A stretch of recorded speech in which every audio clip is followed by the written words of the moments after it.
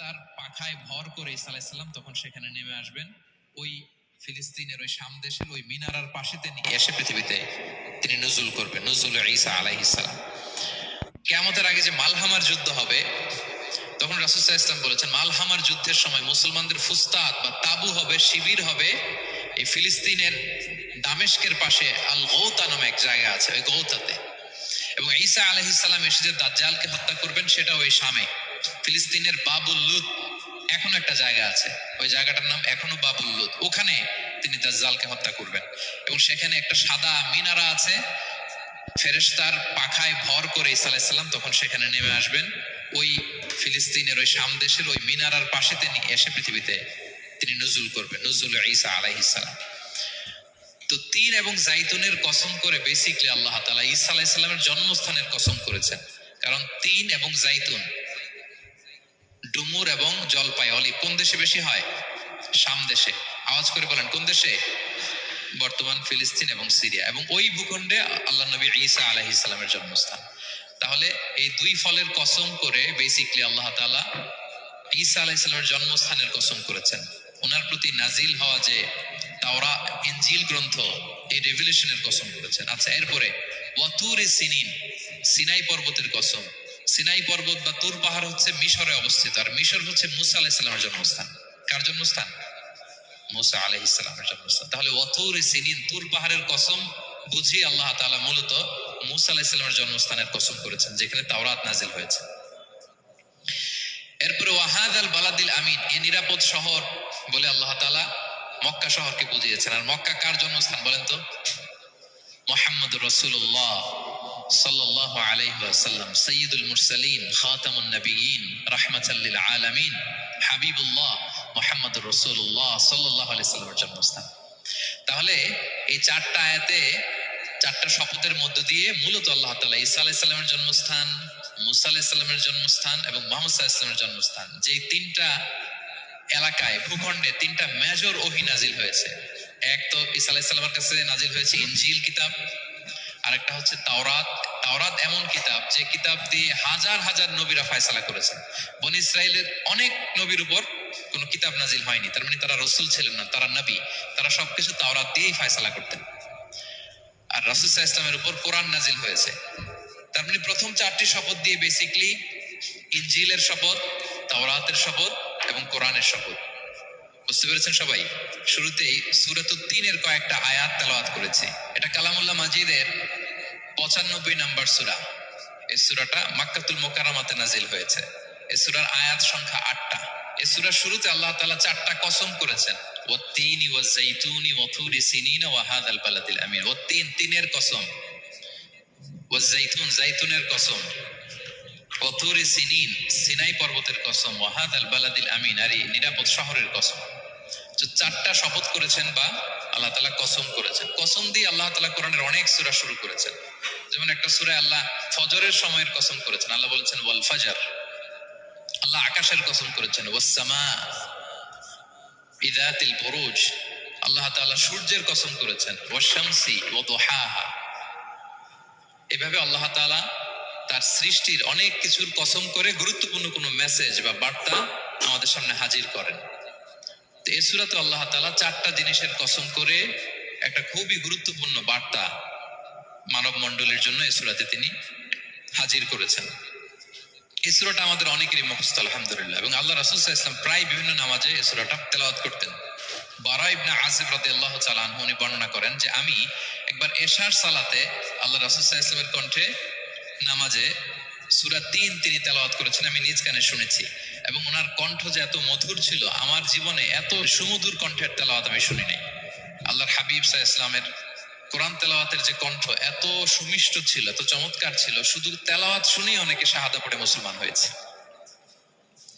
আবু জাহেল মক্কা নিষেধ করতো যে কেউ যাবা না মুহাম্মদের কাছে, সে পাগল, সে গণক, সে মিথ্যাবাদী, সে জাদুকর, সে স্বামী স্ত্রীর মধ্যে বিচ্ছিন্নতা নিয়ে আসে, সে বাবা ছেলেকে আলাদা করে দেয়, তার কাছেই যাবা না। আর সে যা বলে শুনবাই না, কানে আঙ্গুল দিয়ে রাখবা। তো মানুষকে যেটা নিষেধ করা হয় বেশি, মানুষের ওইটার ব্যাপারে আগ্রহ থাকে বেশি। সে যত নিষেধ করতো মানুষ আরো বেশি বেশি যে শুনতো। মানুষকে সে কি বারণ করবে? সে দিনের বেলা নিষেধ করতো, রাতে যে লুকিয়ে লুকিয়ে নিজেই তেলাওয়াত শুনতো। তাহলে চিন্তা করেন যে আল্লাহর হাবিব সাল্লাল্লাহু আলাইহি ওয়াসাল্লামের কোরআনিক রেসিটেশন কত চমৎকার মেলোডিয়াস ভয়েস হলে স্বয়ং আবু জাহাল রাত্রিবেলা লুকিয়ে লুকিয়ে কোরআন তেলাওয়াত শুনতে যেত আল্লাহর হাবিব সাল্লাল্লাহু আলাইহি ওয়াসাল্লামের কণ্ঠে। তো রাসূল সাল্লাল্লাহু আলাইহি ওয়াসাল্লাম সূরাতুত তিনটা এশার সালাতে তিনি তেলাওয়াত। এটা একটা ফলের নামে সূরা, তিন একটা ফল, আরব বিশ্বে খুব বেশি হয়। তিন ফল আমরা বাংলাদেশে ডুমুর বলি, ইংরেজিতে ফিগ বলে, ফিগ ট্রি। তো ফলের নামে বেসিক্যালি আল্লাহ তাআলা এই সূরাটাকে, এই চ্যাপ্টারটাকে ডেডিকেট করেছেন। আমরা সূরাকে ইংরেজিতে চ্যাপ্টার বলি। কোরআনে 114টা চ্যাপ্টার, এর মধ্যে এই সূরাটা হচ্ছে ফলের নামে ডেডিকেটেড। বিভিন্ন নামে খুব ইনক্লুসিভ ওয়েতে আল্লাহ তাআলা কোরআনে সূরাগুলো দিয়েছেন। কোরআনে আপনি প্রাণীর নামে সূরা পাবেন, প্রাণী। মানুষের নামে সূরা পাবেন। মানুষের মধ্যে তিন ভাগ, মুমিন, তারপর কাফির, এরপর মুনাফিক। প্রত্যেকের নামে সূরা। সূরাতুল মুমিনুন আছে, সূরাতুল কাফিরুন আছে, আবার সূরাতুল মুনাফিকুন আছে। আমাদের দৃশ্য জগতের সবচেয়ে বড় প্রাণীটা হচ্ছে হাতি, তাই না? এই হাতির নামে একটা সূরা আছে। বলেন তো এই সূরার নাম কি? সূরা ফিল। তারপর আমরা যে দেখি আমাদের দৃশ্য জগতের সবচেয়ে ছোট প্রাণী হচ্ছে পিঁপড়া। পিঁপড়ার নামে একটা সূরা আছে, সূরা আন-নামাল। আন-নামাল মানে পিঁপড়ার সূরা। মাকড়সার নামে সূরা আছে, সূরাতুল আনকাবুত।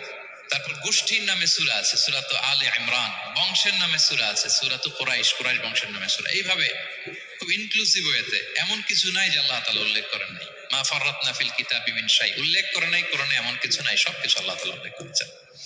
তো এই সূরাটা হচ্ছে একটা ফলের নামে। ফলটার নাম হচ্ছে তিন ফল। আল্লাহ তাআলা বলছেন ওয়াত-তিন, তিনের শপথ। আমি একবার সরল বঙ্গানুবাদ করি, এরপর আমি তাফসিরে ঢুকি। তিনের শপথ, ওয়াজ-জাইতুন, জাইতুনের শপথ, ওয়াতুরি সিনিন, সিনাই পর্বতের শপথ, ওয়াহাদাল বালাদিল আমিন, এই নিরাপদ শহরের শপথ। লাকাদ খালাকনাল ইনসানা ফি আহসানি তাকওয়িম, নিশ্চয় আমি মানুষকে খুব চমৎকার সুন্দর অবয়বে সৃষ্টি করেছি। সুম্মা রাদাদনাহু আসফালা সাফিলিন, এরপরে তাকে আবার নিচু থেকে নিচুর দিকে নামিয়ে দিয়েছি। ইল্লাল্লাযীনা আমানু ওয়া আমিলুস সলিহাত, তবে তারা ছাড়া যারা ঈমান এনেছে এবং সৎকর্ম করেছে। ফালাহুম আজরুন গায়রু মামনুন, তাদের জন্য আছে অফুরন্ত পুরস্কার। ফামা ইউকাযযিবুকা বা'দু বিদ্দিন, এগুলো জানার পরও কিসে তোমাকে দিন অস্বীকারের ব্যাপারে উদ্বুদ্ধ করলো? আলাইসাল্লাহু বিআহকামিল হাকিমিন, আল্লাহ তাআলা কি শ্রেষ্ঠ বিচারক নন? সাদাকাল্লাহুল আযীম। এই হচ্ছে এই সূরাটির সরল অনুবাদ। এবার আমরা তাফসিরে ঢুকি। প্রথমে আল্লাহ তাআলা বলেছেন ওয়াত-তিন, তিনের শপথ। তিন মানে তো আমরা জানলাম, তিন মানে ডুমুর। আল্লাহর হাবিব সাল্লাল্লাহু আলাইহি ওয়াসাল্লাম তিনি তিন ফল পছন্দ করতেন এবং এটা ডায়াবেটিক্সের জন্য ভালো, ডায়াবেটিক্স নিয়ন্ত্রণ করে। আমাদের বোনদের যাদের ইররেগুলার মেনস্ট্রুয়েশনাল পিরিয়ড হয়, এটার জন্য এটা খুব ভালো এবং খুব স্ট্রেংথ, স্টেমিনা আনে শরীরে। এটা জান্নাতের একটা গাছ। আদম আলাইহিস সালাম এবং হাওয়া আলাইহিস সালামকে যখন আল্লাহ বলেছিল ওয়ালা তাকরাবা হাযিহিশ শাজারাতা ফাতাকুনা মিনায যালিমিন, আদম এবং হাওয়া জান্নাতের সব জায়গায় যা যেতে মন চায় যাও, যা খেতে মন চায় খাও, এই নিষিদ্ধ গাছের কাছে যেও না, তাহলে তোমরা জালিম হয়ে যাবে। শয়তান এসে উল্টা বুঝালো, সে বলল তোমাদের খেতে নিষেধ করছে কেন জানো? আল্লাহ চায় না যে তোমরা জান্নাতে থাকো, আল্লাহ চায় এখান থেকে তোমাদের বের করে দিবে, কিন্তু তোমরা যদি এই গাছের ফল খাও আল্লাহ বের করতে পারবে না। দেখছেন শয়তানের অবস্থা? শয়তান কিন্তু নেগেটিভিটি নিয়ে সামনে আসে না, আসে খুব আপনার ওয়েল উইশার হিসেবে, উপদেশ নিয়ে, খুব ভালো একটা পজিটিভ ওয়েতে আসে। তো ওনারা খেয়ে ফেললেন এই নিষিদ্ধ গাছের ফল। খাওয়ার ফলে আদম আলাইহিস সালাম, হাওয়া আলাইহিস সালাম, ওনাদের গা থেকে জান্নাতের পোশাকগুলো ঝরে পড়ে গেল। এখন কি দিয়ে ওনারা ওনাদের প্রাইভেটকে ঢাকবেন? তখন ওনারা তাফসীর ফি জিলালিল কোরআনে এসেছে যে ওনারা এই তিন গাছের পাতা নিয়ে নিজেদের প্রাইভেট ঢেকেছিলেন। সুবহানাল্লাহ। সেই তিন ফলের কসম আল্লাহ করলেন, ওয়াত-তিন, তিনের শপথ। এরপর আল্লাহ তাআলা বললেন ওয়াজ-জাইতুন, জাইতুনের শপথ। জাইতুন মানে হচ্ছে জলপাই। আল্লাহ তাআলা বললেন ওয়াজ-জাইতুন, জাইতুনের শপথ। জাইতুন মানে হচ্ছে জলপাই, ইংরেজিতে আমরা যেটাকে অলিভস বলি। তো আল্লাহ তিনের কসম করলেন এবং অলিভের কসম করলেন। দুইটাই খুব উপকারী ফল এবং আল্লাহর হাবিব সাল্লাল্লাহু আলাইহি ওয়াসাল্লাম তিনি জলপাইও খুব পছন্দ করতেন। ওনার রেগুলার ফুড আইটেমের মধ্যে জলপাই ছিল, অলিভস ছিল। এটা পাহাড়ি এরিয়া, মরুভূমিতে হয় এবং রাসূল সাল্লাল্লাহু আলাইহি ওয়াসাল্লাম বলেছেন কুলু যাইত ওয়াদ-দাহিনু ফাইন্নাহু মিন শাজারাতিন মুবারাকা, তোমরা অলিভ অয়েল এটা খেও এবং এটা গায়ে মালিশ করো, কেননা এটা বরকতময় একটা গাছের ফল, শাজারা মুবারাকা। এটা শরীরের ব্যাড কোলেস্টেরলকে কমিয়ে দেয়।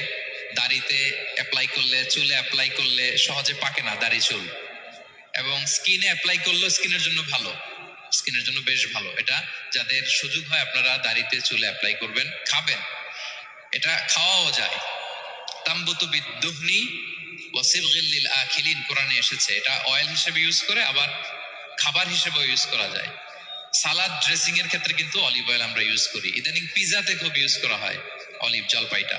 তো এটা আপনারা খেতে পারেন, এটা খুবই সুস্বাদু। এবং জলপাই গাছের মানে জাইতুন গাছের ডালের মেসওয়াক খুব ভালো হয়। আল্লাহ হাবিব সাল্লাল্লাহু আলাইহি ওয়াসাল্লাম জাইতুনের ডাল দিয়ে মেসওয়াক করতেন। তিনি বলতেন নি'মা সিওয়াকিয়া জাইতুন, সবচেয়ে শ্রেষ্ঠ মেসওয়াক হচ্ছে জাইতুনের, মিনাশ শাজারাতিল মুবারাকা, কারণ এটা বরকতময় গাছের ডালা।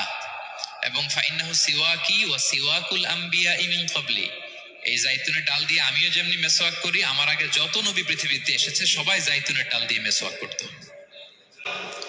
আল্লাহ বলেন ওয়াতিনি ওয়াজ জাইতুন, তিনের শপথ আর জাইতুনের শপথ। এরপর আল্লাহ তাআলা বললেন ওয়াতুরি সিনিন, সিনাই পর্বতের শপথ। প্রথমে দুইটা ফলের শপথ করলেন, এবার একটা পাহাড়ের শপথ করতেছেন। আপনারা কি তুর পাহাড়ের নাম শুনেছেন? হ্যাঁ শুনেছেন। এই সিনাই পর্বত দ্বারা তুর পাহাড় উদ্দেশ্য। এটা মিশরের একটা পাহাড়, অনেক উঁচু, 2285 মিটার উঁচু। ওইটার নিচে আছে মুকাদ্দাসে তুয়া, যেখানে মুসা আলাইহিস সালামকে আল্লাহ তাআলা জুতা খুলতে বলেছিলেন, ফাখলানা আলাইকা ইন্নাকা বিল ওয়াদিল মুকাদ্দাসি তুয়া, হে মুসা তুমি পবিত্র উপত্যকায় এসেছো, জুতা খুলো।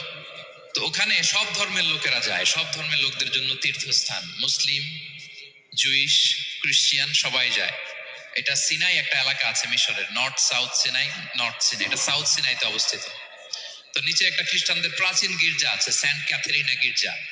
সেখান থেকে চলতে চলতে আপনাকে উপরে যেতে হবে, ফজরের পরে আবার চলে আসতে হবে, তা না হলে দুপুর বেলায় 10টা-11টার দিকে এমন সূর্যের প্রখর তাপ ওই পাথরের মধ্যে লাগে, ওখানে আর থাকা যায় না। একেবারে তুর পাহাড়ের উপরে সেখানে খ্রিস্টানদের জন্য ছোট্ট একটা সিনাগোগ আছে, তারা প্রার্থনা করে। খ্রিস্টানদের একটা চার্চ আছে, মুসলিমদের জন্য ছোট্ট একটা মুসল্লা আছে সুরাওয়ের মতো। আল্লাহ ওই সিনাই উপত্যকার কসম করেছেন, ওয়াতুরি সিনিন, সিনাই উপত্যকার কসম। এখানেই আল্লাহ তাআলা মুসা আলাইহিস সালামকে তাওরাত দিয়েছিলেন, মেজর একটা আসমানি কিতাব দিয়েছিলেন। এবং সরাসরি মুসা আলাইহিস সালাম এই পাহাড়ের চূড়ায় বসে আল্লাহ তাআলার সাথে কথা বলতেন। ওয়া কাল্লামাল্লাহু মুসা তাকলিমা, উনি সরাসরি কথা বলতেন, এটা ওনার একটা স্পেশাল বৈশিষ্ট্য ছিল, ক্যারেক্টারিস্টিক্স। এবং আল্লাহ তাআলা নূরের তাজাল্লি দিয়ে এই পাহাড়কে একবার জ্বালিয়ে দিয়েছিলেন। আজও এই পাহাড়ের রংটা অনেকটা একটু লালচে, একটু কালোচে, একটু রেডিশ কালারের। এবং মুসা আলাইহিস সালাম এই নূরের তাজাল্লির ঝলকে তিনি বেহুশ হয়ে গিয়েছিলেন এই পাহাড়ের উপরে। ইয়াজুজ মাহাজুজ যখন কিয়ামতের আগে আগমন করবে, তখন মুসলমানদের সেন্টার হবে। ঈসা আলাইহিস সালাম মুসলমানদেরকে নিয়ে ওইখানে অবস্থান করবেন, এই তুর পাহাড়ের ওখানে। এবং আল্লাহর হাবিব সাল্লাল্লাহু আলাইহি ওয়াসাল্লামের মেরাজের রাতে ইসরার সময় একটা স্টেশন ছিল এই তুর পাহাড়। জিবরাইল আলাইহিস সালাম এই তুর পাহাড়ে আল্লাহর হাবিব সাল্লাল্লাহু আলাইহি ওয়াসাল্লামকে নামিয়ে বলেছিলেন যে এটা জাবাল মুসা, আপনার ভাই মুসার পাহাড়, আপনি এখানে 2 রাকাত নামাজ পড়েন, দোয়া করেন। আল্লাহর হাবিব সাল্লাল্লাহু আলাইহি ওয়াসাল্লাম এই তুর পাহাড়ে 2 রাকাত সালাত আদায় করেছিলেন এবং দোয়া করেছিলেন। আল্লাহ এই তুর পাহাড়ের কসম কাটলেন, ওয়াতুরি সিনিন, সিনাই পর্বতের কসম, যেখানে তাওরাত কিতাব নাজিল হয়েছিল। এরপর আল্লাহ তাআলা বললেন ওয়াহাদাল বালাদিল আমিন, আর এই নিরাপদ শহরের শপথ। এই শহর দ্বারা মক্কা শহর উদ্দেশ্য, কারণ রাসূল সাল্লাল্লাহু আলাইহি ওয়াসাল্লাম তখন মক্কায় ছিলেন, মক্কা নগরী। এই শহরের পূর্ব নাম ছিল বাক্কা। মক্কা নগরীকে বলা হয় উম্মুল কুরা, সব শহরের মা, সব শহরের সেন্টার, পৃথিবীর নাভিস্থল। এবং আল্লাহ তাআলা বলেছেন মান দাখালাহু কানা আমিনা, এখানে যে প্রবেশ করবে সে নিরাপদ। হেরেমের মধ্যে কিন্তু কাউকে আক্রমণ করা যায় না, কোনো খুনিও যদি ঢুকে যায় অ্যাটাক করা যাবে না। তো জাহেলি যুগে এমনটা ঘটতো, কারোর সাথে কারো শত্রুতা হলে, ধরেন যে একজন তার বাবাকে হত্যা করেছে, তো সে তাকে পেয়েছে, ওই লোক বাঁচার জন্য দৌড়াতে দৌড়াতে হেরেমের ভিতরে ঢুকে যেত, কারণ সে জানে যে হেরেমে ঢুকলে সে আমাকে মারবে না। তো পরে সে যখন হেরেম থেকে বেরোতো, আবার তার সাথে যুদ্ধ শুরু হতো। এবং এই শহরের এত মর্যাদার কারণ হচ্ছে সাইয়েদনা ইব্রাহিম আলাইহিস সালাম, তিনি আল্লাহর কাছে দোয়া করেছিলেন যে রব্বি জাআল হাদা বালাদান আমিনা, হে আল্লাহ আপনি এই শহরকে নিরাপদ করেন, ওয়ারযুক আহলাহু মিনাস সামারাত, আর এই শহরের অধিবাসীদেরকে আপনি ফলমূল দিয়ে রিজিকের ব্যবস্থা করেন। এখনো দেখবেন যে সারা পৃথিবীতে যেই ফল নাই, মক্কাতে ওই ফল আছে। সারা পৃথিবী থেকে ফল ওখানে যায়। এবং মক্কার নেইবরিং সিটি তায়েফ, সেখানে অনেক ফল উৎপাদিত হয়, এখানে আসে। নিরাপদ শহর, বালাদান আমিনা। এবং আল্লাহর হাবিব সাল্লাল্লাহু আলাইহি ওয়াসাল্লাম বলেছেন যে এই মক্কা শহর আমার সবচাইতে প্রিয় শহর। বাধ্য হয়ে তিনি যখন হিজরত করলেন মদিনায়, সেদিন বারবার তিনি মক্কার দিকে পেছনে ফিরে ফিরে তাকান, আর কেঁদে কেঁদে তিনি বলতেছিলেন যে মাক্কাতু আহাব্বুল বিলাদ ইলাইয়া, মক্কা আমার কাছে সবচেয়ে প্রিয় নগরী। লাউলা উখরিজতু লামা খারাজতু, আমাকে যদি জোর করে বের করে দেয়া না হতো, আমি কোনোদিন মক্কা ছেড়ে অন্য কোথাও যেতাম না। আল্লাহর হাবিব সাল্লাল্লাহু আলাইহি ওয়াসাল্লামের সবচেয়ে প্রিয় শহর ছিল মক্কা, এবং এটা আল্লাহর হাবিব সাল্লাল্লাহু আলাইহি ওয়াসাল্লামের জন্মস্থান।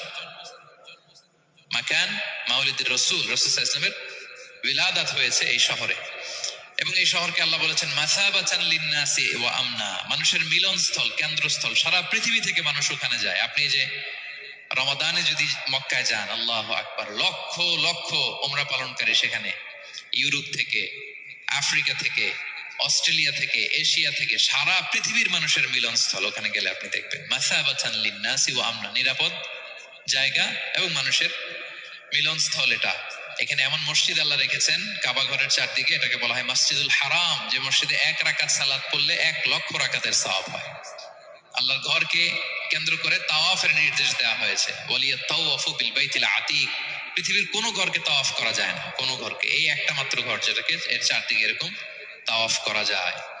তাহলে এই পবিত্র ঘর, পবিত্র মসজিদ যেই শহরে অবস্থিত, সেই শহরের কসম আল্লাহ করেছেন। আল্লাহ বললেন ওয়াহাদাল বালাদিল আমিন, এই নিরাপদ শহরের কসম, মানে মক্কা শহরের। আপাত দৃষ্টিতে আমাদের কাছে মনে হচ্ছে দুইটা ফলের কসম, একটা পাহাড়ের কসম, একটা নগরীর কসম। আসলে বেসিকলি আল্লাহ তাআলা এই 4টা শপথ দিয়ে 3 নবীর জন্মস্থান, 3 নবীর নবুয়তের কসম করেছেন। কিভাবে সেটা আমি মিলিয়ে দিই।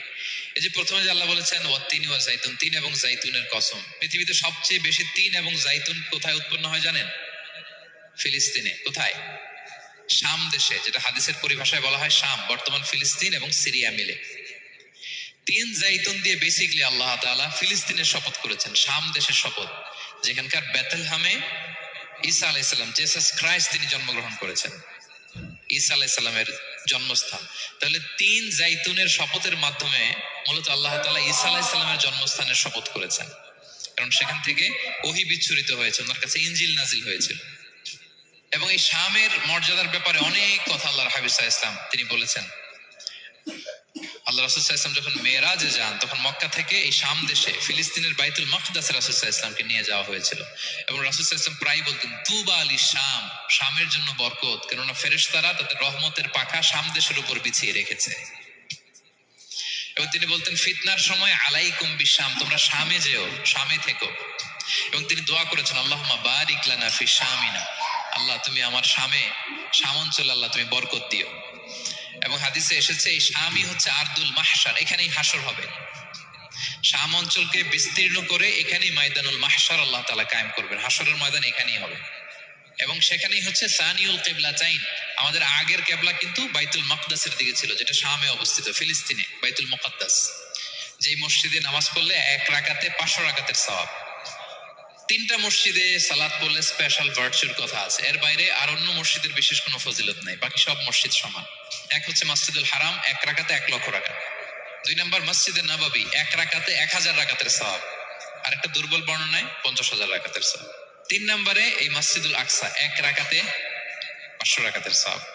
এই 3 মসজিদে যেন আমরা যে সালাত আদায় করতে পারি, আল্লাহ তুমি তৌফিক দান করো। 2 মসজিদে তো একেবারেই সহজ যাওয়া, মক্কা মদিনাতে। বাইতুল মাকদাসের জন্য আমরা যেতে পারি, আল্লাহ তুমি সেই পরিস্থিতি আমাদের জন্য তৈরি করে দাও। তো এই বাইতুল মাকদাসের দিকে রাসূল সাল্লাল্লাহু আলাইহি ওয়াসাল্লাম টানা 14 বছর নামাজ পড়েছেন। 14 বছর। প্রথম 13 বছর কোনো সমস্যা হয়নি মক্কায়, কারণ তখন কেবলা বাইতুল মুকাদ্দাস থাকলেও রাসূল সাল্লাল্লাহু আলাইহি ওয়াসাল্লাম সামনে রাখতেন কাবাকে। কেবলা বাইতুল মুকাদ্দাস, কিন্তু তিনি তো মক্কায় ছিলেন নবুয়তের প্রথম 13 বছর, সামনে কাবাকে রাখতেন, তারপরে টু দ্য ডাইরেকশন অফ বাইতুল মাকদাস। কিন্তু যখন মদিনায় গেলেন তখন তো আর কাবা নাই, তখন রাসূল সাল্লাল্লাহু আলাইহি ওয়াসাল্লাম কাবাকে মিস করতে আরম্ভ করলেন। আর প্রায় আল্লাহর কাছে কামনা করতেন আমার বংশের গোড়া ইব্রাহিম আলাইহিস সালামের রুট, যেখানে আমার জন্মস্থান, সেই কাবার দিকে যদি আবার কিবলাটা ফিরিয়ে দেয়া হতো। কদ নারা তাকাল্লুবা ওয়াজহিকা ফিস সামা ফালানুওয়াল্লিয়ান্নাকা কিবলাতান তারদাহা। আল্লাহ আয়াত নাযিল করলেন, নবী আপনি আকাশের দিকে তাকিয়ে কি ভাবেন আমি বুঝি, আপনি চান কিবলার জন্য আমি মক্কার দিকে ঘুরিয়ে দেই। আল্লাহ তাআলা ঘুরিয়ে দিলেন। আল্লাহ বলেন ফাওয়াল্লি ওয়াজহাকা শাতরাল মসজিদিল হারাম, এখন থেকে মসজিদুল হারামের দিকে আপনি টু দ্য ডাইরেকশন অফ কিবলা নামাজ পড়বেন। কিবলা চেঞ্জ হয়ে গেল। তো মদিনায় যে 16-17 মাস আর মক্কায় 13 বছর, মোট 14 বছর আল্লাহর হাবিব সাল্লাল্লাহু আলাইহি ওয়াসাল্লাম এই মসজিদুল আকসার দিকেই হয়ে তিনি নামাজ পড়েছেন। এটা আমাদের আগের কিবলা ছিল। এবং শেষে কিয়ামতের আগে যে মালহামার যুদ্ধ হবে, তখন রাসূল সাল্লাল্লাহু আলাইহি ওয়াসাল্লাম বলেছেন মালহামার যুদ্ধের সময় মুসলমানদের ফুস্তাত বা তাবু হবে, শিবির হবে এই ফিলিস্তিনের দামেস্কের পাশে আল গৌতা নামে এক জায়গা আছে, ওই গৌতাতে। এবং ঈসা আলাইহিস সালাম এসে যে দাজ্জালকে হত্যা করবেন, সেটা ওই শামে, ফিলিস্তিনের বাবুল লুদ এখনো একটা জায়গা আছে, ওই জায়গাটার নাম এখনো বাবুল লুদ। ওখানে তিনি দাজ্জালকে হত্যা করবেন এবং সেখানে একটা সাদা মিনারা আছে, ফেরেশতার পাখায় ভর করে ঈসা আলাইহিস সালাম তখন সেখানে নেমে আসবেন। ওই ফিলিস্তিনের ওই শাম দেশের ওই মিনারার পাশে তিনি এসে পৃথিবীতে তিনি নজুল করবেন, নজুল ঈসা আলাইহিস সালাম। তো তিন এবং জাইতুনের কসম করে বেসিকলি আল্লাহ তাআলা ঈসা আলাইহিস সালামের জন্মস্থানের কসম করেছেন। কারণ তিন এবং জাইতুন, ডুমুর এবং জলপাই, অলিভ কোন দেশে বেশি হয়? শাম দেশে। আওয়াজ করে বলেন কোন দেশে? বর্তমান ফিলিস্তিন এবং সিরিয়া, এবং ওই ভূখণ্ডে আল্লাহ নবী ঈসা আলাইহিস সালামের জন্মস্থান। তাহলে এই দুই ফলের কসম করে বেসিকলি আল্লাহ তাআলা ঈসা আলাইহিস সালামের জন্মস্থানের কসম করেছেন। ওনার প্রতি নাজিল হওয়া যে তাওরাত ইনজিল গ্রন্থ, এই রেভেলেশনের কসম করেছেন। আচ্ছা, এরপরে ওয়াতুরে সিনিন, সিনাই পর্বতের কসম। সিনাই পর্বত বা তুর পাহাড় হচ্ছে মিশরে অবস্থিত, আর মিশর হচ্ছে মুসা আলাইহিস সালামের জন্মস্থান। কার জন্মস্থান? মুসা আলাইহিস সালামের জন্মস্থান। তাহলে ওয়াতুরে সিনিন, তুর পাহাড়ের কসম বুঝিয়ে আল্লাহ তাআলা মূলত মুসা আলাইহিস সালামের জন্মস্থানের কসম করেছেন, যেখানে তাওরাত নাজিল হয়েছে। এরপরে ওয়াহাদাল বালাদিল আমিন, এই নিরাপদ শহর বলে আল্লাহ তাআলা মক্কা শহরকে বুঝিয়েছেন। আর মক্কা কার জন্মস্থান বলেন তো? মুহাম্মদুর রাসূলুল্লাহ সাল্লাল্লাহু আলাইহি ওয়াসাল্লাম, সাইয়্যিদুল মুরসালিন, খাতামুন নবিয়্যিন, রাহমাতাল লিল আলামিন, হাবিবুল্লাহ মুহাম্মদুর রাসূলুল্লাহ সাল্লাল্লাহু আলাইহি ওয়াসাল্লামের জন্মস্থান। তাহলে এই চারটা আয়াতে, চারটা শপথের মধ্য দিয়ে মূলত আল্লাহ তাআলা ঈসা আলাইহিস সালামের জন্মস্থান, মুসা আলাইহিস সালামের জন্মস্থান এবং মুহাম্মদ সাল্লাল্লাহু আলাইহি ওয়াসাল্লামের জন্মস্থান, যে তিনটা এলাকায়, ভূখণ্ডে তিনটা মেজর ওহী নাজিল হয়েছে। এক তো ঈসা আলাইহিস সালামের কাছে নাজিল হয়েছে ইনজিল কিতাব, আরেকটা হচ্ছে তাওরাত। তাওরাত এমন কিতাব যে কিতাব দিয়ে হাজার হাজার নবীরা ফয়সালা করেছেন। বনি ইসরাইলের অনেক নবীর উপর কোনো কিতাব নাজিল হয়নি, তার মানে তারা রাসূল ছিলেন না, তারা নবী। তারা সবকিছু তাওরাত দিয়েই ফয়সালা করতেন। আর রাসূল সাল্লাল্লাহু আলাইহি ওয়াসাল্লামের উপর কোরআন নাজিল হয়েছে। তার মানে প্রথম চারটি শপথ দিয়ে বেসিকলি ইনজিলের শপথ, তাওরাতের শপথ এবং কোরআনের শপথ। বুঝতে পেরেছেন সবাই? আল্লাহ ওহির শপথ করেছেন। দেখেন, ফল, পাহাড়, নগরী মাড়িয়ে সারা পৃথিবী ঘুরিয়ে আপনাদেরকে শেষ পর্যন্ত ইনজিল, তাওরাত এবং কোরআনে নিয়ে আসছি। আসছেন আমার সাথে? আসছেন? হ্যাঁ, এই রেভেলেশনের শপথ আল্লাহ করেছেন। তাহলে ওয়াত্তিনি ওয়াজাইতুনি ওয়াতুরি সিনিনা ওয়া হাদাল বালাদিল আমিন, এই চার আয়াতে চারটা শপথের মধ্য দিয়ে মূলত আল্লাহ তাআলা আসমান থেকে নাজিল হওয়া যে ওহী, এই ওহীর শপথ অথবা ওহী যে ভূখণ্ডে নাজিল হয়েছে সেই ভূখণ্ডগুলোর শপথ করে আল্লাহ একটা গুরুত্বপূর্ণ কথা বলবেন। সেটা কি? আল্লাহ তাআলা বললেন, লাকাদ খালাকনাল ইনসানা ফি আহসানি তাকওয়িম, আর আমি মানুষকে অত্যন্ত চমৎকার অবয়বে সৃষ্টি করেছি, চমৎকার গঠনে, চমৎকার স্ট্রাকচারে, ডিজাইনে সৃষ্টি করেছি। মানুষের দৈহিক অবকাঠামো গঠন এটা যেমনি চমৎকার, মানুষের ইন্টেলেকচুয়াল কাঠামো এটা চমৎকার, মানুষের আচরণগত যে behavioural traits, characteristic. Winter mornings are so hard to get moving, but this yoga mat, it's like stepping onto art. Yoga mat from Vibe. এটাও চমৎকার। প্রত্যেক দিক থেকে আল্লাহ তাআলা নান্দনিক ভাবে মানুষকে তিনি তৈরি করেছে। আমরা যদি দেহের কথা বলি, হিউম্যান অ্যানাটমি নিয়ে যাদের ধারণা আছে, আপনি শুনলে অবাক হবেন এত জটিল ভাবে আমাদের দেহটা ফাংশন করে। ঠিক যেই মুহূর্তে আমি কথা বলতেছি আমার ব্রেন সচল, আমার নার্ভ সিস্টেম সচল, হেয়ারিং সিস্টেম, স্মেলিং সিস্টেম, আমার এই যে হার্ট সচল, সিস্টোলিক ডায়াস্টোলিক অলিন্দ নিলয় হচ্ছে, আমার লাং কাজ করতেছে, কিডনি ইজ ওয়ার্কিং পারফেক্টলি, সবকিছু কাজ করতেছে। এত সূক্ষ্মভাবে আমাদের দেহটা কাজ করে, এটাকে ইংরেজিতে বলে মরফোলজি, আকৃতি সংক্রান্ত যে বিদ্যা। এটা নিয়ে যদি আপনি দেখেন যে মানুষের হাত কিভাবে কাজ করে, মানুষের পা কিভাবে কাজ করে, মানুষের হিউম্যান ব্রেইন কিভাবে কাজ করে, আপনি অবাক হবেন। এবং আল্লাহর যে সেটআপ, লাকাদ খালাকনাল ইনসানা ফি আহসানি তাকওয়িম, নিশ্চয়ই আমি মানব জাতিকে চমৎকার অবয়বে তৈরি করেছি। আপনি যদি অবয়বটা দেখেন, আমাদের স্ট্রাকচার, এর চেয়ে সুন্দর করে আর তৈরি করা যেত না, এর চেয়ে সুন্দর আর হতে পারে না। যেখানে যা দেয়ার, মাথার চুল থেকে পায়ের নখ পর্যন্ত, আপনি একটা ডিজাইনে, স্ট্রাকচারে, সেটআপে আপনি ভুল ধরতে পারবেন না। যেখানে যেটা দরকার, আপনি একটু খেয়াল করে দেখেন যে এই যে আমাদের চোখ, চিকিৎসা বিজ্ঞান বলতেছে যে মানুষ 10 মিলিয়নেরও বেশি রং শনাক্ত করতে পারে। Human eyes can identify more than 10 million colours. 10 মিলিয়নেরও বেশি রং আমরা আমাদের চোখ দিয়ে শনাক্ত করতে পারি। সুবহানাল্লাহ, সুবহানাল্লাহ বিহামদিহি। আচ্ছা, চোখের সেটআপটা একটু যদি খেয়াল করেন, দেখেন আমার এই চোখ এখানে না থাকে, এটা যদি জাস্ট 2 ইঞ্চি উপরে এখানে হইতো, এইটা যদি কপালে যদি আমাদের চোখ হইতো কি অবস্থা হইতো বলেন তো?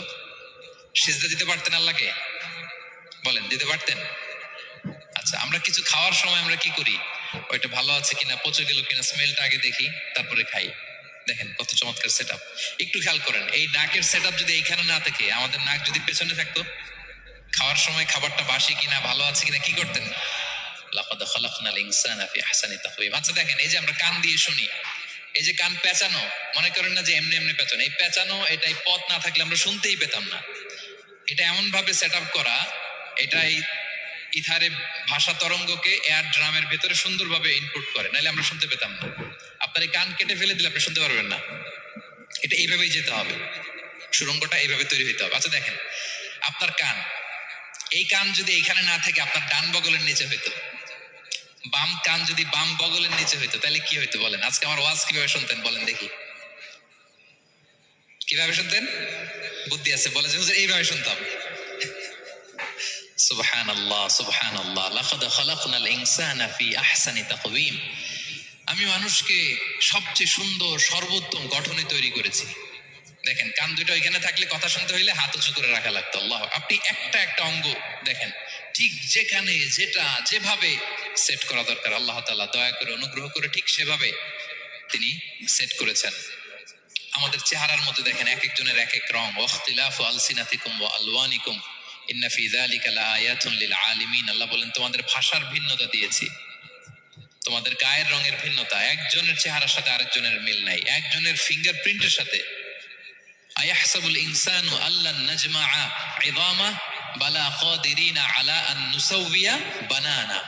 মানুষ ভেবেছে সে মারা গেলে তাকে আমি তার অস্থি মজ্জা হাড় গোশত চামড়া জোড়া লাগাতে পারবো না। আরে তার আঙ্গুলির অগ্রভাগ পর্যন্ত আমি সুবিন্যস্ত করে আমার কাছে রেখে দিয়েছি, ফিঙ্গারপ্রিন্ট।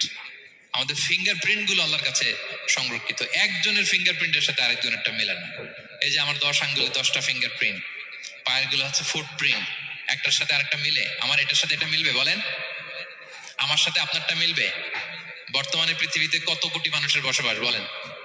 এই যত মানুষ পৃথিবীতে আছে, একজনের আঙ্গুলের ছাপের সাথে, এই যে বায়োমেট্রিক্যাল অথেন্টিকেশন যে আমরা করি, একজনের ফিঙ্গারপ্রিন্টের সাথে আরেকজনের ফিঙ্গারপ্রিন্টের মিল নাই। একজনের ফুটপ্রিন্টের সাথে ফুটপ্রিন্ট, ইভেন একজনের আই প্রিন্টের সাথে। আমাকে একজন ওনার হসপিটালে নিয়ে গেল ঢাকায়, তো উনি ওনার দরজা খুলতেছে আই প্রিন্ট দিয়ে, মানে উনি না গেলে খুলে না। উনি আর ওনার খুব কাছের স্টাফ, এটা গুরুত্বপূর্ণ একটা অফিস, তো উনি চোখ দিল, আই প্রিন্ট নিল, এরপরে দরজা খুলে যাচ্ছে। দেখেন, একজনের আই প্রিন্টের সাথে আরেকটা আই প্রিন্ট মেলে না। সুবহানাল্লাহ। প্রিয় ভাইরা, একজনের ফিঙ্গারপ্রিন্টের সাথে আরেকজনের ফিঙ্গারপ্রিন্টের কোনো মিল আছে পৃথিবীতে? ফুটপ্রিন্টের সাথে, আই প্রিন্টের সাথে? কারণ ডিজাইনারটা কে বলেন তো? হুয়াল্লাযী ইউসাউবিরুকুম ফিল আরহামি কাইফা ইয়াশা। মায়ের পেটে থাকতেই আল্লাহ তাআলা এগুলো ডিজাইন করে দিয়েছেন, আমি কেমন হব, আমার বৈশিষ্ট্য কেমন কেমন হবে। এই যে আমি যে আমার বাবা দাদা 14 পুরুষের ডিএনএ বয়ে বেড়াই, এগুলো সব নিয়ে আমার বৈশিষ্ট্য, আমার কণ্ঠস্বর, আমার ক্যারেক্টারিস্টিক্স, আমার ফিচার কেমন হবে, সব তিনি আল্লাহ তাআলা মায়ের পেটে থাকতেই ডিজাইন করে দিয়েছেন। সুবহানাল্লাহ। আল্লাহ বলছেন, লাকাদ খালাকনাল ইনসানা ফি আহসানি তাকওয়িম। প্রিয় ভাইরা, কসম করার পরে আল্লাহ যে কথাটা বলেন, এটা অনেক গুরুত্বপূর্ণ, খুবই গুরুত্বপূর্ণ বার্তা। আল্লাহ চারটা কসম করে তিনটা নবীর জন্মস্থানের শপথ করে তিনি বললেন, লাকাদ খালাকনাল ইনসানা ফি আহসানি তাকওয়িম। নিশ্চয় আমি অত্যন্ত চমৎকার আকৃতিতে মানুষকে তৈরি করেছি। মানুষের গঠন এরকম, মাথা থেকে পা পর্যন্ত। আমি তো দুই একটার কথা বললাম, চোখ নাক কান, আপনি একটা একটা করে যদি ধরেন, আমাদের হেয়ারিং সিস্টেম কিভাবে কাজ করে, হেয়ারিং নার্ভ কিভাবে কাজ করে, আমাদের সেন্সেশন কিভাবে কাজ করে, আমাদের ব্রেন কিভাবে কাজ করে। আমাদের এক একজনের ব্রেন 1.5 কেজি ওজন, 3 পাউন্ডের মতো একটা সুস্থ মানুষের অ্যাভারেজ ব্রেনের ওজন। এই ব্রেনের মেমোরি হচ্ছে 2.5 মিলিয়ন গিগাবাইট। আপনার মোবাইলে স্পেস কত বলেন, মেমোরি কত? হ্যাঁ, 512 জিবি। আর আমার আর আপনার ব্রেইনের যে মেমোরি, এই মেমোরি হচ্ছে 2.5 মিলিয়ন গিগাবাইটস। আল্লাহ, এই যে প্রতি মুহূর্তে আমাদের নিউরন কানেক্টিভিটি হচ্ছে, ব্রেনের স্নায়ুগুলো যত কানেক্টিভিটি হয়, যত আমরা চিন্তা করে ব্রেনকে খাটাই, নতুন নতুন জিনিস আমরা তৈরি করতে পারি। এবং এমন ভাবে আল্লাহ তাআলা সফিস্টিকেটেড ব্রেন আল্লাহ মানুষকে দিয়েছে, মানুষ পারে না এমন কিছু নাই। মানুষ যা কল্পনা করতে পারে, মানুষ তা করে দেখাতে পারে।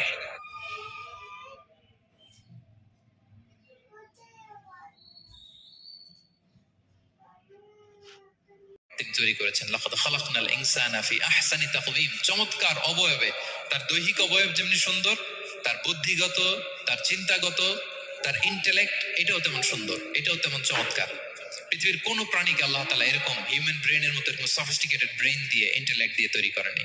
এজন্য সব প্রাণী থেকে মানুষ আলাদা, সব প্রাণী থেকে মানুষের চিন্তা, বিবেক, বুদ্ধি এগুলো আলাদা। তাহলে দেখেন, মানুষের শ্রেষ্ঠত্ব মূলত এগুলোর দ্বারা। মানুষ যদি তার চিন্তা, বিবেক, বুদ্ধি খাটায়, সে শ্রেষ্ঠ হয়ে যায়। আমি একটা কথা প্রায় বলি যে মানুষ যদি ভালো হয় সে ফেরেশতার চেয়েও ভালো, আর মানুষ যদি খারাপ হয় সে পশুর চেয়েও নিকৃষ্ট। আল্লাহ বলেন উলাইকা কাল আনআমি বাল হুম আদাল লাহুম কুলুবুল লা ইয়াফকাহুনা বিহা ওয়া লাহুম আ'য়ুনুল লা ইউবসিরুনা বিহা ওয়া লাহুম আযানুল লা ইয়াসমাউনা বিহা উলাইকা কাল আনআমি বাল হুম আদাল। তাদের হৃদয় আছে, ওটা দিয়ে অনুধাবন করে না সত্যকে। চোখ আছে, ওটা দিয়ে সে সত্যটা দেখে না। কান আছে, হকের কথা শোনে না। উলাইকা কাল আনআম, আল্লাহ বলেন তারা প্রাণীর মতো, চতুষ্পদ জন্তুর ন্যায়। শুধু অতটুকুই না, বাল হুম আদাল, তারা তার চেয়েও নিকৃষ্ট, তার চেয়েও নিকৃষ্ট। তাহলে মানুষ ভালো হলে সে ফেরেশতাকে ছাড়িয়ে যায়, আর মানুষ নিকৃষ্ট হলে সে পশুত্বকে হার মানায়। কথা বুঝতে পেরেছেন? মানে আমরা ভালো হলে সবচেয়ে ভালো, খারাপ হলে সবচেয়ে খারাপ। একটা পশু আর একটা পশুকে হত্যা করে কেটে 20 টুকরা করছে, এরকম কোন নিউজে আসছে কোনোদিন? কিন্তু আশরাফুল মাখলুকাত মানুষ তার মতো রক্তে মাংসে গড়া আরেকটা মানুষকে নির্মম ভাবে হত্যা করে কেটে 20 টুকরা করে বস্তাবন্দি করে ডোবার মধ্যে ফেলে রাখছে, এরকম নিউজ আছে না বলেন? আছে। মানুষ তার মতো একটা মানুষকে নির্মম ভাবে হত্যা করে। এরকমও তো আছে যে কেরোসিন দিয়ে তার মতো আরেকটা মানুষকে সে জ্বালিয়ে দিয়েছে, আছে না নাই বলেন? গ্রামের পর গ্রাম জ্বালিয়ে দেয়, জনপদের পর জনপদ ধ্বংস করে দেয়, বোমা মেরে শহর উড়িয়ে দেয়। লিটল বয় মেরেছিল আমেরিকান সোলজাররা জাপানের হিরোশিমা শহরের উপর। আমি হিরোশিমা তো গত বছর ভিজিট করে আসলাম, আমি নিজে দেখে এসেছি যে এখানে বোমটা মেরেছে। মুহূর্তের মধ্যে পুরো শহর ভ্যানিশ, এমন রেডিয়েশন। তো যেই আমেরিকান পাইলট বোমা মারতেছে সেও মানুষ, সেও কি?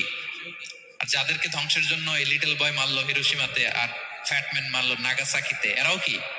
তাহলে দেখেন, মানুষ তার মতো আরেকটা মানুষকে এরকম মেরে টুকরো টুকরো দ্বিধাবোধ করে না।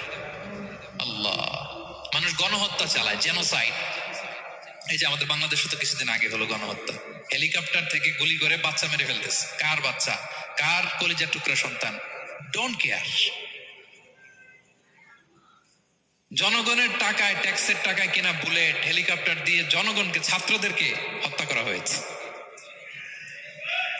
দেখেন, সেও মানুষ। যারা হত্যা করতেছে, গণহত্যা, জেনোসাইড চালিয়েছে, তারাও মানুষ।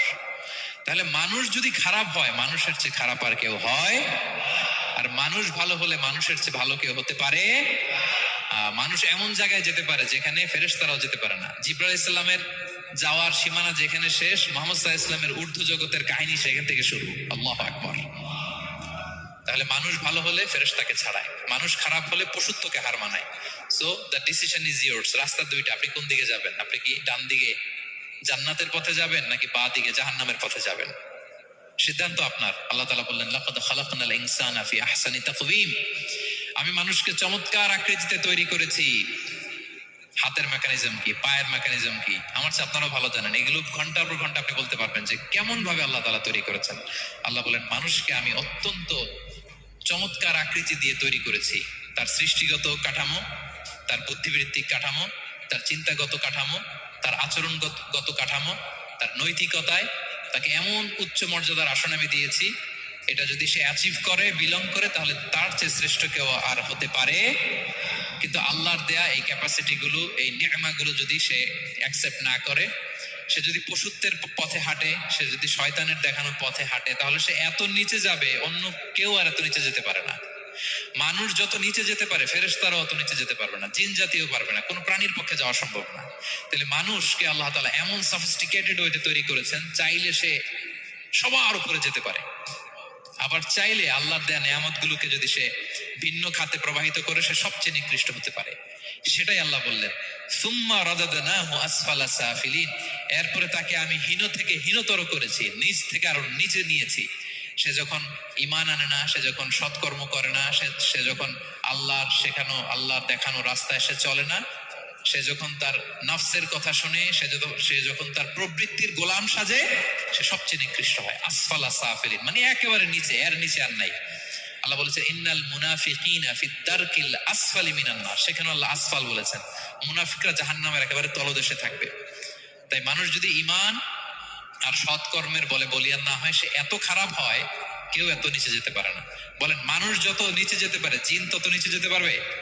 ফেরেশতারা পারবে না। আর মানুষ যত উপরে যেতে পারে, ফেরেশতারা এত উপরে যেতে পারবে না। দুইটারই সুযোগ আপনার আছে। সুম্মা রাদাদনাহু আসফালা সাফিলিনের দুইটা ব্যাখ্যা। কোন মুফাসসির বলেছেন, যৌবনের পর, যৌবনে থাকে শক্তিশালী, বার্ধক্যের সময় যখন সে নুয়ে যায়, ছোট হয়, সে একেবারে দুর্বল হয়ে যায়, সেটা বোঝানো হয়েছে। আর অন্যান্য মুফাসসিরিন একরাম বলেছেন না, আল্লাহর দেওয়া এই নি'মা, ক্যাপাসিটি যখন সে সঠিক পথে কাজে লাগায় না, সে যখন প্রবৃত্তির অনুসরণ করে, সে তখন এত খারাপ হয়, এত নিচ থেকে নিচুতর হয়, এত হীন থেকে হীনতর হয়, তার চেয়ে হীনতর আর কেউ তখন হতে পারে না। সেখান থেকে বাঁচার দুটি রাস্তা আল্লাহ বলেছে। আল্লাহ বলছেন ইল্লাল্লাযীনা আমানু ওয়া আমিলুস সলিহাত, তবে যারা ঈমান আনে এবং সৎকর্ম করে তারা ছাড়া। তারা ওই নিচু থেকে নিচুতর নয়, তারা শ্রেষ্ঠতর। ঈমান এবং সৎকর্ম, ঈমান এবং আমলে সালেহাত। কোরআনের অনেক জায়গায় আপনি আয়াতটা পাবেন, ইন্নাল্লাযীনা আমানু ওয়া আমিলুস সলিহাতি কানাত লাহুম জান্নাতুল ফিরদাউসি নুজুলা। নিশ্চয়ই যারা ঈমান এনেছে, সৎকর্ম করেছে, তাদের জন্য আমি জান্নাতে ফিরদাউস রেখে দিয়েছি। আল্লাহ বলেন তারা নিকৃষ্ট হবে না যারা ঈমান এনেছে, সৎকর্ম করেছে। যারা কি এনেছে?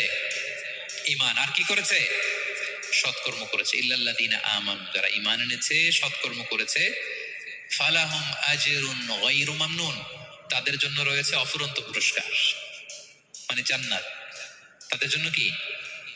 ওই জান্নাতে যেতে আমরা চাই কি চাই না বলেন? রাস্তা কয়টা? এটা চলে গেছে ডান দিকে, এটার গন্তব্য হচ্ছে ডেস্টিনেশন জান্নাতুল ফেরদাউস। আর এটা শয়তানের পথ, এটা আপনার প্রবৃত্তির দেখানো পথ, এটা চলে গিয়েছে জাহান্নামে। So now the decision is years. আপনার ডিসিশন, কোন দিকে যাবেন, ডানে না বায়ে? জান্নাতে না জাহান্নামে?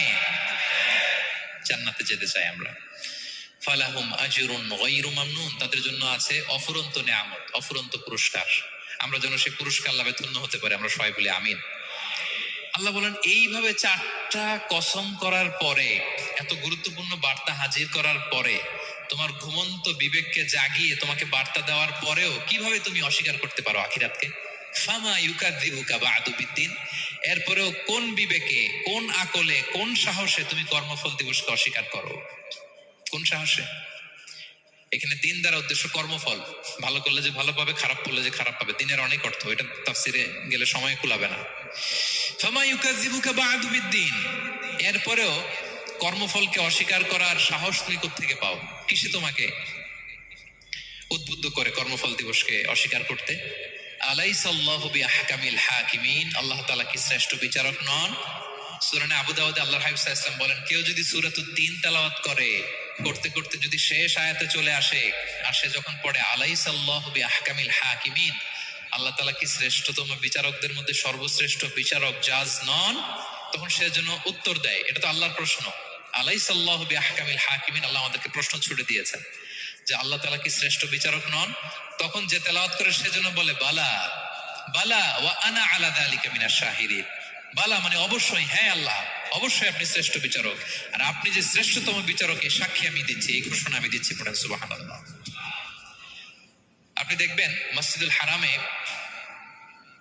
হারামুল মাক্কিতে যখন তেলাওয়াত করে ইমাম সাহেবরা, এই আয়াতের পরেই যদি রুকুতে যায়, দেখবেন ফিস ফিস করে বলে যে বালা বালা ওয়া আনা আলা যালিকা মিনাশ শাহিদিন। আমি নিজে শুনেছি, দেখবেন ওনার এটা পরে, কারণ আল্লাহ এখানে প্রশ্ন ছুড়ে দিয়েছেন। আর উত্তর হিসেবে বলতে হবে বালা ওয়া আনা আলা যালিকা মিনাশ শাহিদিন, আল্লাহ অবশ্যই আপনি শ্রেষ্ঠ বিচারক। আল্লাহর চাইতে শ্রেষ্ঠ বিচারক আর হতে পারে? আমরা কত লাকি যে আল্লাহর আহকামুল হাকিমিন হিসেবে বিচারক পেয়েছি। আমাদের বিচার যদি অন্য কেউ করতো, নিজেরা যদি নিজেদের, আল্লাহ যদি বলতো তোরটা বিচার তুই কর আর তোরটা তুই কর, কি অবস্থা হইতো বলেন? যার সাথে যার শত্রুতা আছে ওইখানে দেখাই দিত। কিন্তু আমরা বিচারক হিসেবে পেয়েছি কাকে? আল্লাহ কি পার্সিয়ালিটি করবে বিচারে? স্বজন প্রীতি করবে? কারো উপর জুলুম করবে? কাউকে ঠকাবে? আল্লাহ বলেন ওয়ামা আনা বিযাল্লামিল লিল আবিদ, আমি কখনো আমার বান্দার উপর জুলুম করি না, জুলুম করি না। নাদাউল মাওয়াজিনাল কিসতা লিয়াউমিল কিয়ামা, কিয়ামতের দিন আমি মিজান নামে এমন এক ন্যায় বিচারের মানদণ্ড স্থাপন করব, ফালা তুজলামু নাফসুন শাইআ, এক বিন্দু পরিমাণ কেউ মাজলুম হবে না, এক বিন্দু পরিমাণ কেউ মাজলুম হবে না। এজন্য দুনিয়াতে যদি বিচার না পান, আল্লাহর দরবার বিচারটা দিয়ে রাখেন, সেদিন বিচার হবে। আহকামুল হাকিমিন আপনারা ঠকাবে না। দুনিয়াতে বিচার পান নাই, মাজলুম হয়েছেন, মানুষ ভুল বুঝছে, কেউ আপনার ঠিক মতো বুঝে নাই, আপনার কথাটা কাকে বলবেন? বিপদে পড়লে ক্রাইসিস মোমেন্টে কাকে শেয়ার দিবেন? না ফেসবুকে শেয়ার দিবেন? আমরা তো ফেসবুকে শেয়ার দিয়ে দিই এখন। ফেসবুকে শেয়ার দেওয়ার আগে, বন্ধুকে শেয়ার দেওয়ার আগে, স্ত্রীর কাছে শেয়ার করার আগে আমার সমস্যার কথা আগে শেয়ার করব কাকে? কারণ আলাইসাল্লাহু বি আহকামিল হাকিমিন, আল্লাহ বলছেন আমি কি শ্রেষ্ঠ বিচারক নই? বালা বালা ইয়া রব ওয়া আনা আলা যালিকা মিনাশ শাহিদিন। এর হইছে না সবার কাছে? শপথ কয়টা ছিল? 4টা। মূলত নবুয়তের শপথ, তাই না? নবুয়ত আমাদের জন্য সবচাইতে বড় নেয়ামত। কারণ নবীরা যদি আমাদেরকে এই তথ্যগুলো না দিতেন, আমরা জান্নাত জাহান্নাম চিনতাম? ভাইরা বলেন তো, আখেরাত চিনতাম? এই যে আখেরাত হবে, পুলসিরাত হবে, day of judgement, day of accountability, আল্লাহর সুপ্রিম কোর্টের কাঠ গড়ায় পাই টু পাই হিসাব দিতে হবে, নবীরা না এসে বললে আমরা এত বুঝতাম না। নবীরা জান্নাত জাহান্নাম চিনিয়েছে, আল্লাহর বিশদ পরিচয় আমাদের সামনে তুলে ধরেছে, আখিরাতের পরিচয়, লাইফ আফটার ডেথ কিরকম হবে, সবকিছু আমাদের কাছে তুলে ধরেছে। সো নবুয়ত আল্লাহ তাআলার পক্ষ থেকে অনেক বড় নেয়ামত। 2 নম্বর নেয়ামত হচ্ছে আল্লাহ তাআলা আমাদেরকে যে ক্যাপাসিটি দিয়েছে, বুদ্ধিমত্তা, ইন্টেলেক্ট, বিচার বিশ্লেষণ, যেটা দিয়ে আমরা অন্যান্য সব প্রাণী থেকে আলাদা, এটা আল্লাহর বড় নেয়ামত। এই নেয়ামতের শুকরিয়া যেন আমরা করি। এবং আমি যেটা বলেছি, মানুষ যেটা কল্পনা করতে পারে সেটা সে করেও দেখাতে পারে। সো আল্লাহ তাআলা যাকে যে কোয়ালিটি দিয়েছে, ক্যাপাসিটি দিয়েছে, আমরা যেন এই নেয়ামতের শুকরিয়া করি। নেয়ামতের শুকরিয়া করলে এই নেয়ামত দেওয়ার ধারাবাহিকতা এটা বাড়িয়ে দেয় কে? লা ইন শাকারতুম লা আযীদান্নাকুম ওয়া লা ইন কাফারতুম ইন্না আযাবি লাশাদীদ। শুকরিয়া করলে নেয়ামত আরো বাড়িয়ে দেব। তাহলে প্রথম নেয়ামত ছিল নবুওয়াত, প্রফেটহুড, প্রফেসি, এটা অনেক বড় নেয়ামত। এই রেভেলেশন এসে আমাদেরকে এনলাইটেন করেছে।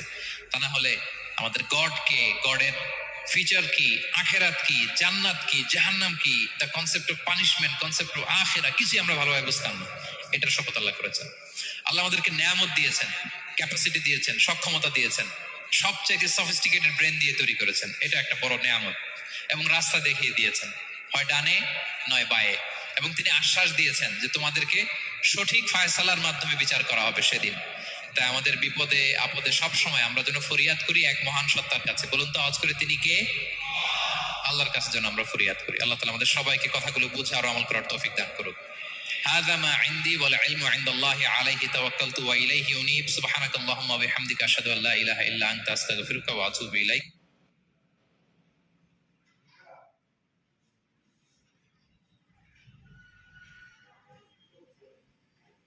লাইলাতুল কদর, এই কদরের রাতটা হচ্ছে এমন রাত যেটা খায়রুম মিন আলফি শাহর, 1000 মাসের চেয়েও সেরা।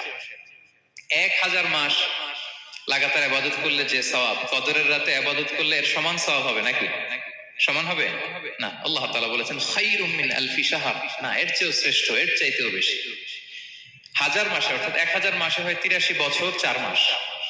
তো কদরের রাতে যদি আমরা ইবাদত করি তাহলে 83 বছর 4 মাস ইবাদত করলে যে সওয়াব, সে সওয়াব আল্লাহ তাআলা আমাদের আমলনামায় নসিব করবেন। তো আমরা যেন এই কদরের রহমত বরকত থেকে যেন আমরা বঞ্চিত না হই। রাসূল সাল্লাল্লাহু আলাইহি ওয়াসাল্লামকে সান্ত্বনা দেওয়ার জন্য, যে হে নবী আপনি চিন্তিত হবেন না, বনি ইসরাইলের অনেক লোক 1000 বছর হায়াত পেয়েছে, শত শত বছর ইবাদত করেছে, জিহাদ করেছে, তারা হায়াত পেয়েছে বেশি কিন্তু তারা কদর পায়নি। আর আপনার উম্মতকে আমি হায়াত দিয়েছি কম কিন্তু তাদেরকে কদর দিয়েছি।